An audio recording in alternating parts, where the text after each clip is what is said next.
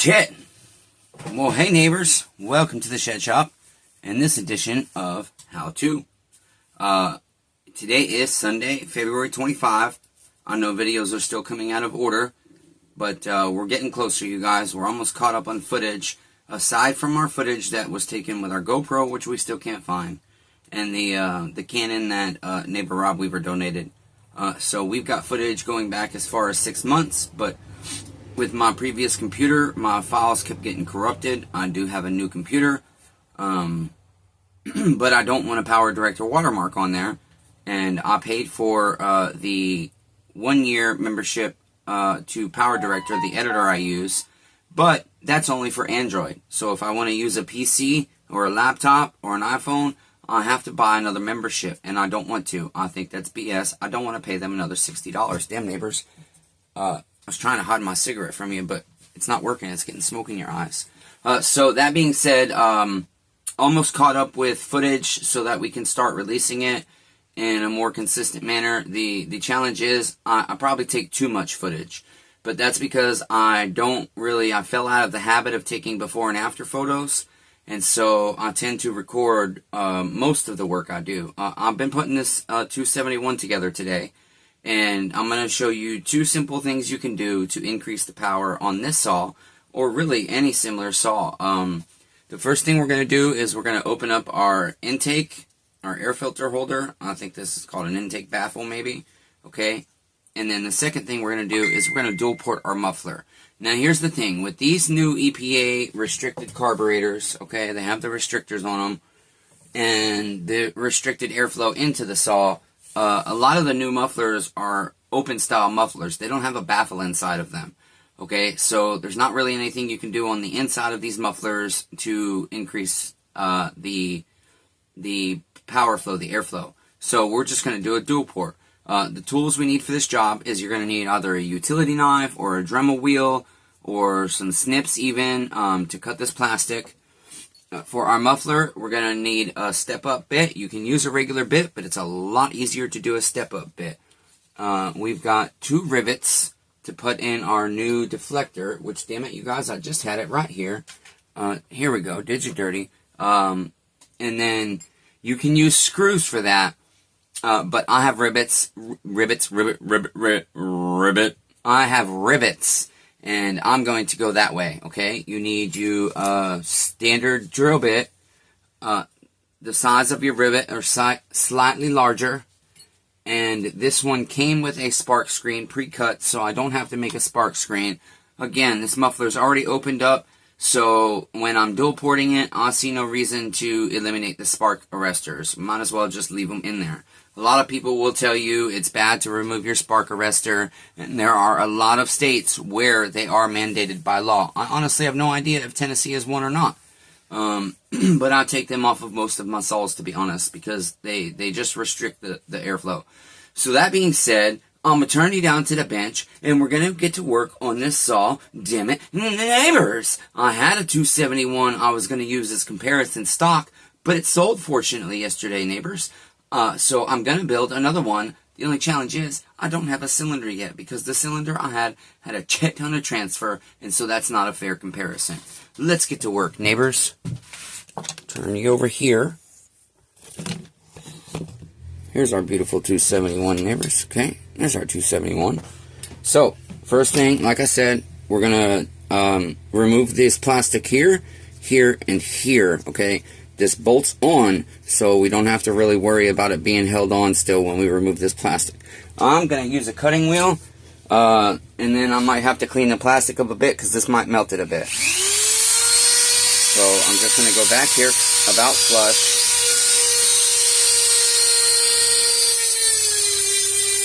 And you guys see.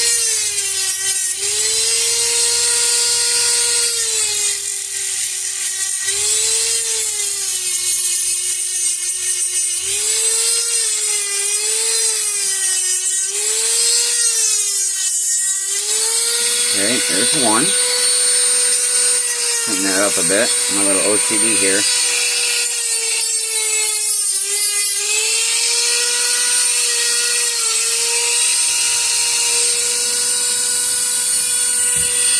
I gotta quit smoking again, you guys.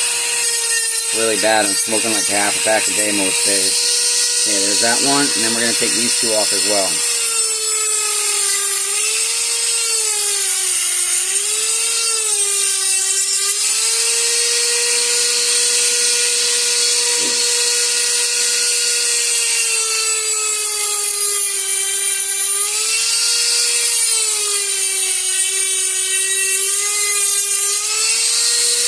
Okay, now I'm just going to clean that up. A little bit of OCD here.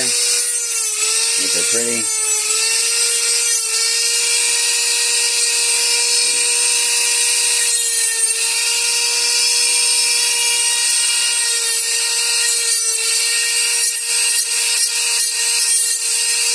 Okay, that's that part. And then next, as you can see, I just kind of have the muffler here sitting on the saw so you guys can see. It will sit, let's see, let's get that cooling plate on. Okay, that sits like so, and our muffler sits right against it, okay. Can you guys see, damn it, you cannot. Okay, sorry. I don't know why this thing is having to be so close, it's zoomed out all the way. Okay, there we are. And then I'm going to put my second port right here, and then I will probably take some heat foil tape, okay, and I will, use a screwdriver, and I'll put a piece inside there, probably inside there just to be safe, and then right here, okay, just to be safe. I don't know that we'll need it, but it's just to be safe. So the next thing we want to do is go ahead and mark out where our deflector is going. On this particular muffler, it fits pretty good right here, okay, where that bumps up, okay, because it sits right on it. Okay, so you just take you something, a pen or whatever, okay, and mark that out where your holes need to be. You want to get it centered out there is where I want it.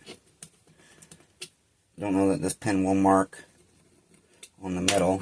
It's pretty close. Okay, we'll just score it with this pick here. That works too. Okay, and then for our hole, we're going to want to have it in the back here. Okay, so it's going to go right here about our center. Now, how big do you make the hole, you say? Okay, well, I am choosing to use my step-up bit, and it's got measurements on here, and I just put it in here until I see where does it fit snug, okay?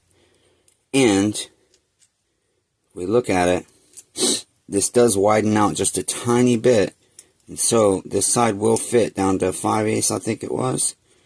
9/16. That's a little snug, okay? So, we are going to go to not quite 9/16. We're going to go, I guess that would be 17/32 roughly, okay? So, just giving me an idea of where I need to go on my bit. Okay, and then we will grab our drill. And for me, I'm going to go ahead and use a punch to start a pilot hole, okay?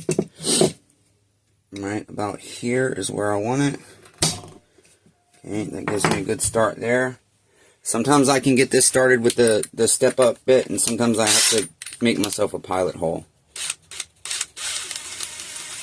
But we'll get that in our drill. Okay. Whoops. Went the wrong way there. Okay.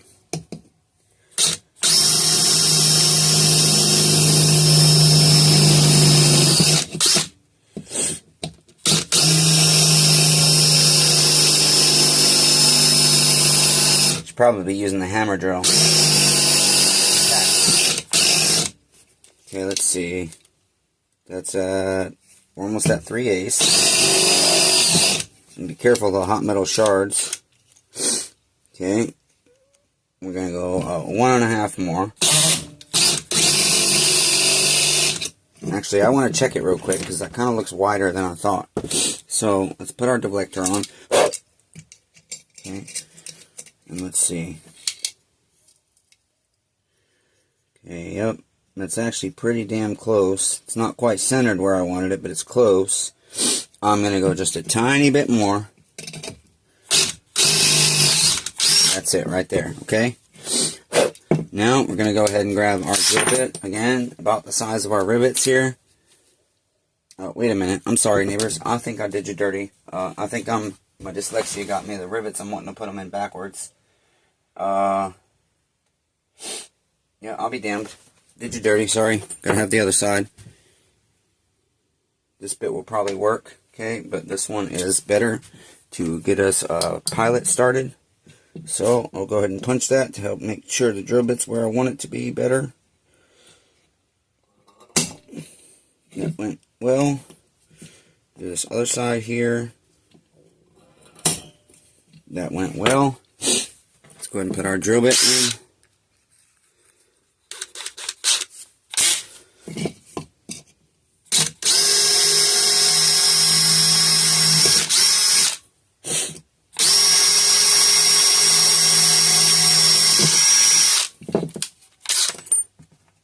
Use this larger one here. I don't want to use this step up because I don't want it to drop down in heavy on me. I do have a smaller step up we could probably use actually. Yeah, I do. If we need it, we'll use it, okay?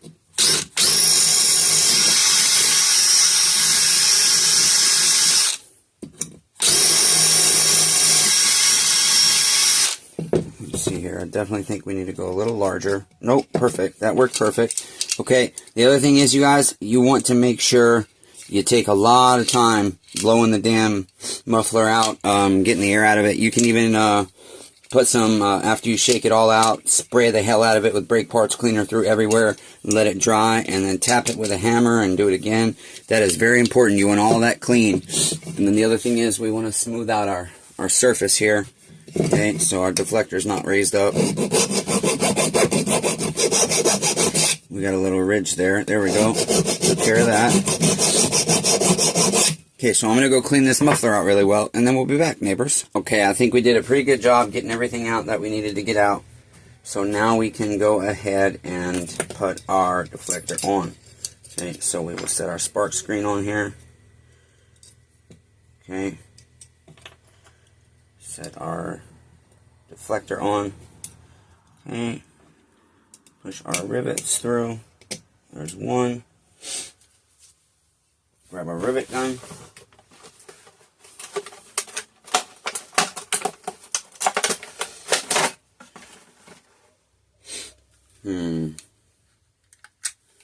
Let's see here.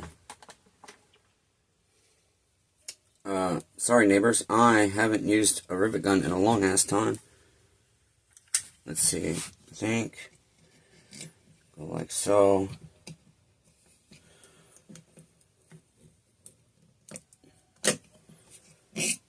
Okay, very good. I don't quite like it actually though. Didn't quite sit how I want it to. Get it in there a little bit further. Okay. I'm going to go ahead and do that one more time. Well, let me get the other one in, and then I'll go back and we'll see how we're sitting. Trying to get everything lined up here. My screen somehow got out of alignment there. Not real bad, but I see a guy, he sells, and I know who it is, I'm not going to mention his name, but he takes the $10 aftermarket mufflers and he puts a second port on them and charges like $40 for them, and I'm like, wow, yeah, I'm going to start doing that, but I'm going to charge less because these don't take that long to make. I'm just trying to get my deflector sitting nice and flush as I can against my muffler here so that our rivet takes good. Okay, do that. Put our rivet gun on there again. Nice and snug. Ah, shit.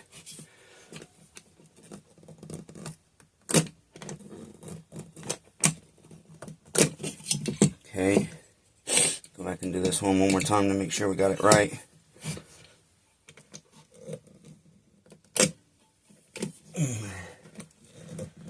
There we are. And then take this one off. There we are. There we go. We have a dual ported muffler now. And then I'll just show you guys real quick how it looks on the saw. And then what I will do is in the near future, I will have some cutting of this saw for you. And then hopefully, even though I want it to sell, hopefully it doesn't sell before we get another 271 built. Because then we can just do a stock comparison, okay? Never perfect unless it's two brand new saws, but even then, the rings could seat differently in the saws. One could have a little more compression and get a little bit more horsepower. Even though these saws are mass produced, they still, you can take two saws brand new out of the box and they can run differently, you know, just the way it is. A lot of guys agree with me on that, and some guys don't agree with me on it. Either way, I just know that it's fact because I've seen it firsthand. I've experimented with it before, and we're going to do it in the future to show you.